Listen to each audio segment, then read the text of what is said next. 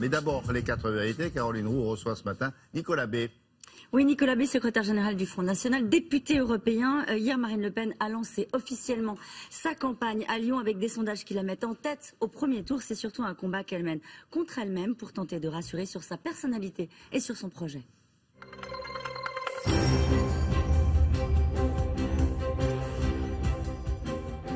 Bonjour Nicolas Bay. Bonjour. Nous allons parler des 144 propositions du Front National, de ce top départ, on peut le dire comme ça, de la campagne de Marine Le Pen. Mais d'abord, à Aulnay-sous-Bois, 4 policiers ont été mis en examen, l'un pour viol, les autres pour violence volontaire sur un homme de 22 ans après son interpellation. Est-ce que vous parlez de bavure ? Non, c'est pas une bavure, c'est en tout cas des faits qui, s'ils sont confirmés, sont graves, répréhensibles et doivent faire l'objet de sanctions, comme c'est toujours le cas dans ce type de situation. Maintenant, ça ne doit pas être l'occasion non plus de jeter l'opprobre sur toute une profession. Nos policiers, nos forces de l'ordre font un travail admirable dans des conditions extrêmement difficiles. Ils sont ciblés par le terrorisme, ciblés par la délinquance, par la criminalité dans notre pays. Donc ils doivent être soutenus par les pouvoirs publics, c'est pas toujours le cas. Et puis ça ne doit pas non plus être le prétexte pour que la racaille déverse sa haine de la France, déverse sa haine de l'ordre républicain, comme ils l'ont fait samedi soir, en incendiant des voitures, en incendiant des abribus. Donc il faut faire preuve d'une absolue fermeté, rétablir l'ordre en toutes circonstances. Et c'est vrai que le pouvoir socialiste, comme la droite précédemment, a été totalement défaillante en la matière. Pourquoi dites-vous que ça n'est pas une bavure ? Je dis simplement que ce sont des faits qui sont, s'ils sont confirmés, sont graves, sont répréhensibles, mais encore une fois, ça ne doit pas être considéré comme résultant d'ordre qui aurait été mal appliqué, et ça ne doit évidemment pas jeter, encore une fois, l'opprobre sur toute une profession. Marine Le Pen a parlé de tolérance zéro en matière de sécurité ce week-end. Est-ce que cela s'applique aussi aux forces de l'ordre ?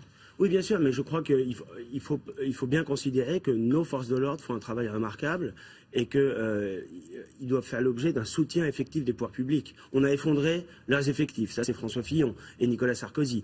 On a effondré les moyens dont ils disposent pour mener à bien leur mission. Aujourd'hui, il faut appliquer la tolérance zéro à l'égard de la délinquance, de la criminalité, et puis il faut rétablir la chaîne de la sanction. C'est-à-dire faire en sorte que celui qui commet un délit ait la certitude d'être traduit devant les tribunaux, qu'ensuite il soit sanctionné à hauteur de ce que prévoit le code pénal, et qu'enfin sa peine soit effectivement purgée. C'est pas le cas aujourd'hui. Avec les lois Dati et Taubira, eh bien ceux qui sont condamnés à des peines inférieures à 3 ans de prison ferme, voire 5 ans de prison ferme, eh bien ils ne sont pas incarcérés, et évidemment ils ont non seulement un sentiment, mais une réalité, c'est une impunité totale. Donc tolérance zéro pour les délinquants, mais tolérance zéro aussi pour les policiers. Oui, bien sûr, mais encore une fois, qu'il y ait des policiers qui se comportent mal de façon très limitée, très marginale, ça peut arriver. Mais nos policiers ont besoin du soutien très clair des pouvoirs publics. Ils font un travail extrêmement difficile, dans des conditions souvent extrêmement pénibles, y compris sur le plan matériel. Alors, le projet de Marine Le Pen, donc elle était en meeting hier à Lyon, elle a levé le voile sur donc 144 mesures. Il fut un temps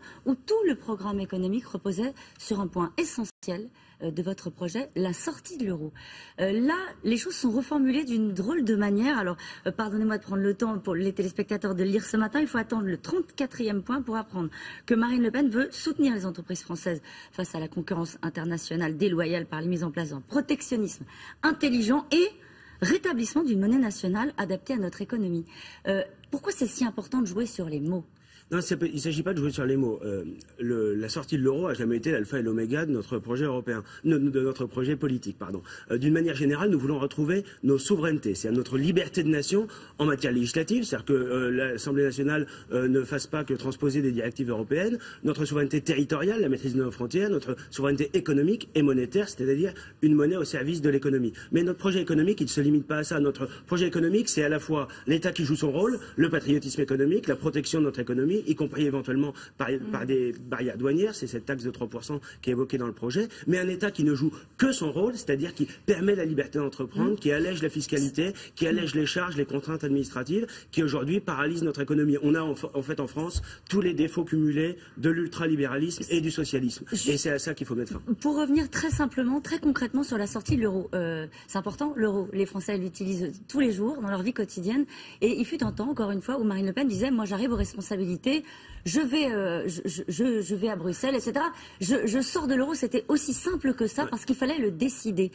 Aujourd'hui, combien de temps vous donnez pour sortir de l'euro? En fait, c'est dans le cadre de la renégociation des traités européens, donc ce serait sur les quelques mois qui suivraient son arrivée aux responsabilités, et si cette renégociation est impossible, à ce moment-là, on en passera par un référendum. Il s'agit pour nous, en tout cas, de faire évoluer l'euro monnaie unique, qui dessert nos intérêts, qui sert sans doute les intérêts de l'Allemagne au détriment de la plupart des pays de la zone euro, vers un euro monnaie commune, c'est-à-dire une monnaie d'échange international, mais qui serait constituée d'un panier de monnaie nationale, c'est-à-dire que nous aurions à nouveau une monnaie qui est évaluée en fonction de notre économie, en fonction de nos intérêts. On a une balance commerciale qui est déficitaire de 50 milliards d'euros. On aurait évidemment intérêt à avoir une monnaie moins fortement évaluée qu'on pourra utiliser comme un véritable outil économique. Aujourd'hui, ce n'est pas le cas. Est-ce que vous avez pris conscience que la sortie de l'euro balancée comme ça dans le débat public était une forme d'inquiétude, suscitait une forme d'inquiétude pour vos électorats et ceux que vous vouliez convaincre, sincèrement, Nicolas Je vois surtout que beaucoup d'économistes, progressivement aujourd'hui, sont obligés de se rallier à ce constat que nous faisons, que l'euro n'est pas forcément viable à long terme et ne sert pas nos intérêts. Maintenant, il n'a jamais été question pour nous de fragiliser notre économie ou de renverser brutalement la table. Nos positions ont été un peu caricaturées. C'est pour ça que ce projet de Marine Le Pen, ces 144 engagements, c'est l'occasion de repréciser, de remettre en perspective les différents aspects de notre programme. Et en effet, il est indispensable de retrouver notre liberté, y compris en matière monétaire, parce que c'est évidemment le moyen le plus performant pour défendre demain notre économie. Pour Emmanuel Macron, vous ne parlez pas au nom du peuple, mais au nom de vos aigreurs. Ils parlent pour eux-mêmes, dit Emmanuel Macron, de père en fille, de fille en nièce. Le principal adversaire aujourd'hui de Marine Le Pen s'appelle Emmanuel Macron. Emmanuel Macron, je crois que c'est en tout cas, il est emblématique du système. C'est le banquier d'affaires, devenu ministre socialiste, qui aujourd'hui essaye de se défaire du bilan du quinquennat, qui est le sien. Je rappelle que son bilan à Bercy, c'est 400 000 chômeurs supplémentaires. Ça ne le met pas en meilleure situation, je pense, pour donner des leçons aujourd'hui. Je crois qu'on avait deux images très fortes hier dans les meetings à Lyon. Celui d'Emmanuel Macron, où flottait partout le drapeau de l'Union européenne, et celui de Marine Le Pen, où c'était le drapeau français. Emmanuel Macron, qui hier a expliqué qu'il n'y avait pas de culture française. Emmanuel Macron, surtout, dont on ignore toujours le projet. Il a fait une dizaine de meetings déjà. On ne sait toujours pas ce qu'il pense sur l'immigration. Ça lui réussit plutôt bien dans les sondages. Je ne suis pas sûr. Je crois qu'il bénéficie d'abord peut-être d'un phénomène de curiosité, mais je ne suis pas sûr que ça se traduise dans les urnes. Mais il est surtout emblématique d'un projet politique ultralibéral, mondialiste, aller toujours plus loin dans l'Union européenne, aller toujours plus loin dans la dérégulation, dans la suppression des protections et des frontières. Et de l'autre côté, c'est vrai, le projet de Marine Le Pen, c'est-à-dire protéger à nouveau les Français. On attend aujourd'hui un discours vérité de François Fillon. 68% des Français pensent qu'il devrait renoncer à la présidentielle. Et vous, Nicolas Bay? Écoutez, ça c'est le problème interne de sa famille politique. Moi ce que je vois surtout, et ça fait un peu sourire, c'est qu'on a tout un tas de responsables des Républicains qui en appellent à Alain Juppé, c'est-à-dire ils voudraient remplacer quelqu'un qui est soupçonné d'emploi fictif par quelqu'un qui a déjà été condamné pour des emplois fictifs. Vous en parlez vraiment des emplois fictifs? Vous voulez qu'on en parle ce matin? On peut en parler parce qu'on est très à l'aise sur les sujets. C'est vrai, vous êtes très à l'aise sur le sujet? Oui, très à l'aise, parce que ça n'a rien à voir. François Fillon... Donc on le parle juste pour les gens qui nous regardent, il y a des emplois, donc une affaire d'emploi fictif au Parlement européen, et donc le Front National a refusé de rembourser la somme de 300 000 euros. On est accusé par le Parlement européen qui utilise un levier administratif pour nous combattre politiquement. Monsieur Welle, secrétaire général du Parlement européen, et l'ancien porte-parole électoral de Mme Merkel. Mais ça n'a rien à voir. On reproche à nos assistants parlementaires de trop travailler, d'être des assistants parlementaires et d'être aussi des militants politiques. Mais ça, c'est le mandat que nous ont confié les électeurs. Nous sommes l'opposition au sein du Parlement européen, au sein de l'Union européenne, et en l'occurrence une opposition particulièrement utile et efficace. Merci beaucoup, Nicolas Bay. C'est à vous, William. Merci Caroline, à demain. Savoir bien réagir.